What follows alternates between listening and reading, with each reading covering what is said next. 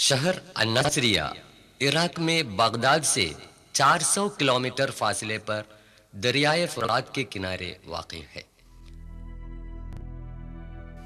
تقریباً 4000 سال پہلے حضرت ابراہیم علیہ السلام یہاں پیدا ہوئے۔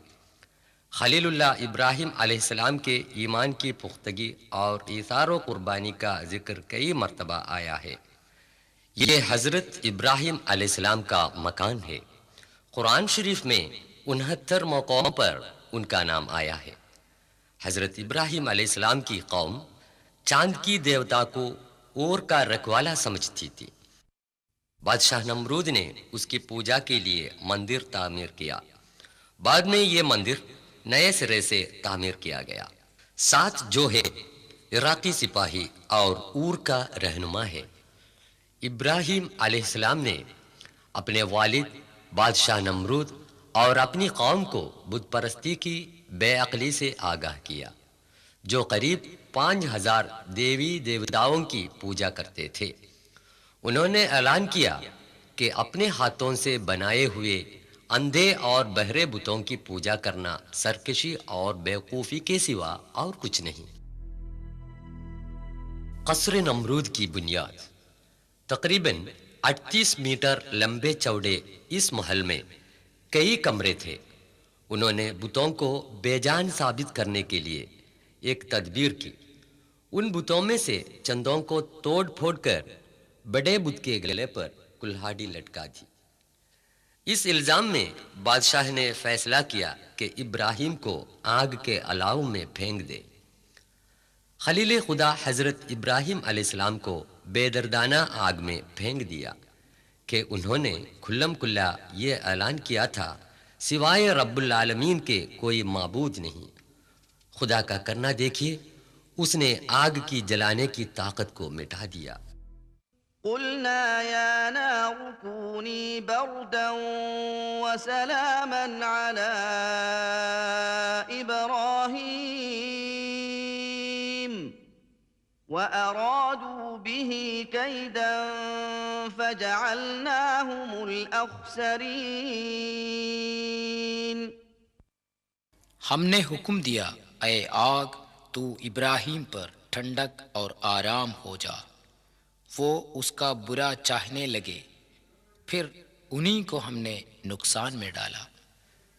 گھر بار چھوڑ کر سخت منزلیں طے کرتے ہوئے حضرت ابراہیم علیہ السلام 1200 سے زائد کلومیٹر دور فلسطین پہنچے۔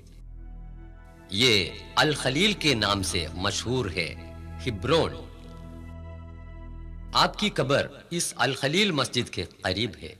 ارشاد الہی کے مطابق پیری میں پیدا ہوئے ننھے بچے اور بیوی ہاجرہ کو 1500 کلومیٹر دور ملک عرب کے سنسان علاقہ مکے میں چھوڑ کر فلسطین واپس آئے۔ مکے کی خوش وادی میں پانی کی تلاش میں صفا مروہ کے درمیان بیوی ہاجرہ بھاگی پھری۔ اس واقعے سے عبرت حاصل ہونے کے لیے حج اور عمرے کی سعی میں اسی جگہ لوگ تیزی سے چلتے ہیں۔ مکے کی ویران وادی میں وہ ننھا سا بچہ پیاس کے مارے پاؤں مار مار کر رونے لگا تو وہیں سے ایک چشمہ پھوٹ نکلا۔ یہ ہے آب زمزم، ریگستان کا ایک عجیب و غریب چشمہ جو 4000 سال کے بعد بھی قائم و دائم ہے۔ خدا کا عجیب کرشمہ دیکھیے کہ یہ چشمہ لاکھوں انسانوں کے برابر استعمال سے بھی سوکھا نہیں گیا۔ یہ مکہ کے باشندوں اور زائران کعبہ کے لیے خدائے جل و شانہ کی طرف سے ایک انمول تحفہ ہے۔ صاحبزادہ اسماعیل پلے بڑھے۔ خدا تعالیٰ نے حضرت ابراہیم علیہ السلام کو حکم دیا کہ بیٹے اسماعیل کو ذبح کرے۔ حکم الہی کی تعمیل کے واسطے وہ پھر فلسطین سے مکہ میں آئے۔ باپ بیٹے کو لے کر مینا پہنچا تو ملعون شیطان نے اس مہم سے باز لانے کی کوشش کی۔ اسی جگہ پر ابراہیم علیہ السلام نے شیطان کی طرف پتھر پھینکا تھا۔ حضور اکرم صلی اللہ علیہ وسلم کے حکم کے مطابق فریض حج کے موقع پر اسی جگہ پر جب پتھر پھینکتے ہیں تو ساری شیطانی طاقتوں اور برائیوں سے مقابلہ کرنے کا جوش و خروش اور ایمان ہم میں پیدا ہوتا ہے، نہیں تو وہ حج بالکل بے روح بن جاتا ہے۔ اللہ اکبر کے نعرے کے ساتھ پتھر پھینکے جاتے ہیں۔ پتھروں کا ستونوں پر لگنے کی ضرورت نہیں، اس محیطے میں گرنا ہی کافی ہے۔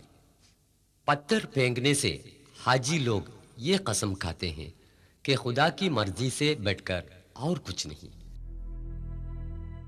جب حضرت ابراہیم علیہ السلام نے اپنے بیٹے کو ذبح کرنے کے لیے لٹایا اور ہاتھ میں چھری لی، تب خدا نے فرمایا، ٹھہرو ابراہیم، تم نے میرا حکم بجا لایا، اس کے بدلے ایک بکرے کو ذبح کریں۔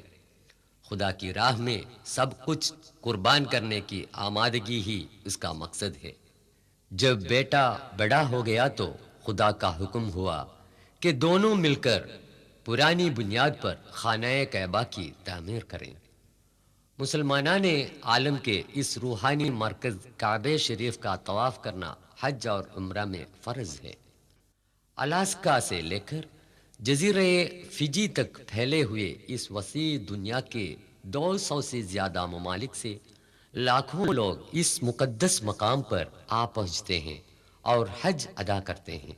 دیس بھیس، رنگ و زبان، حسب و نسب، کسی امتیازات کے بنا مسجد الحرام میں دوش بدوش ہو کر نماز پڑھنے والے حاجی لوگوں کو ہم دیکھ رہے ہیں۔